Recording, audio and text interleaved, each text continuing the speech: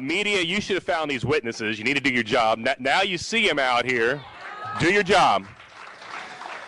You're essential to this republic, and without you doing your job, instead of being partisan hacks, this republic can't stand. So now you got some information, you got some witnesses with courage. These people are heroes to me. As a retired Army colonel, I look at them and I say, you guys are outstanding. Thanks for being willing to step up. Because I am cognizant that the so-called tolerant people on the left will not show much love or tolerance to people they disagree with. And so thank you for standing, because you're warriors being able to stand for and save this republic. So thank you for going forward here.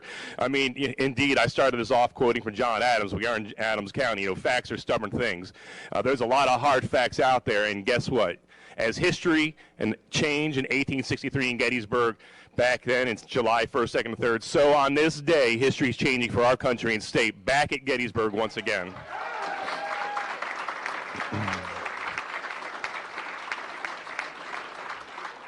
I mean, I don't even know how this happened in America. We could send 50 years ago, you know, men to the moon, but we can't have a safe, secure election in Philadelphia and Pennsylvania. What's going on here? It's got to be by design, because we have the technology, we have stealth aircraft that are the envy of the world, but we can't run an election better than Afghanistan.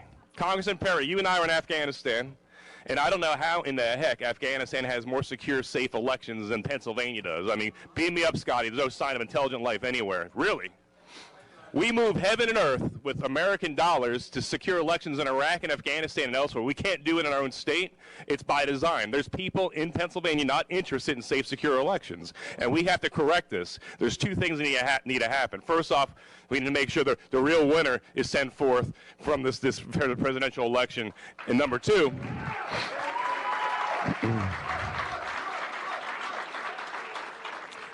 we need to fix this. This doesn't happen ever again. You know, I can't believe we're having this conversation here in Pennsylvania. You know, this is the kind of stuff I hear about that goes on in Belarus under Lukashenko, or in Russia under Putin, under Saddam Hussein's Iraq. Really? Here in our state?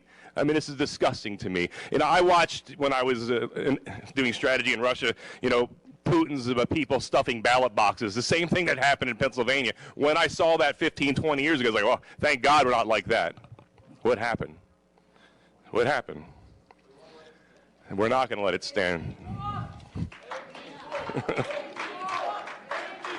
You know, I saw, you have to forgive people because we are a constitutional republic, so I'll forgive those that say democracy. But I saw one man had a sign in Philadelphia, and the irony wasn't lost on me. Democracy dies in Philadelphia. Can you imagine the irony of that? You know, where the light of liberty was lit in 1776, it transformed this world, where in this very same state, a new birth of freedom. And then, of course, let's not forget 2001, Todd Beamer, let's roll. You know what? It's our time to roll. This is no time.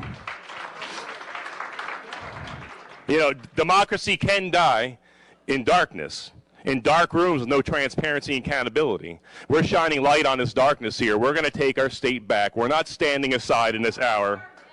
You know, as Representative Metcalf rightly said, in 1994, there was so much shenanigans and cheating in the Marks versus Stinson case that a federal district judge threw out the election results, took a senator out of Harrisburg, state senator, and put the Republican in because the election results were so corrupted. So we do have a precedent here, federal courts, and I hope you take a hard look at that here. Has our election results in Pennsylvania at the presidential and other levels been so corrupted that the results have to be thrown out? That's going to be a case you're going to have to make before the Supreme Court there, but it sure sounds like something stinks in Denmark or in Philadelphia. I don't know. You know, one vote, one person, one legal vote per person, and any cheating goes in there disenfranchises an American. And I can't believe this is happening here, and we're not going to let it stand. I don't know why it's so hard. You know, I know it's hard because this has been going on here for a lot longer than we imagine.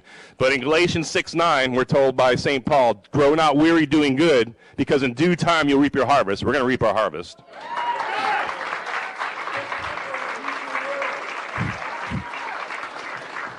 The time for dithering,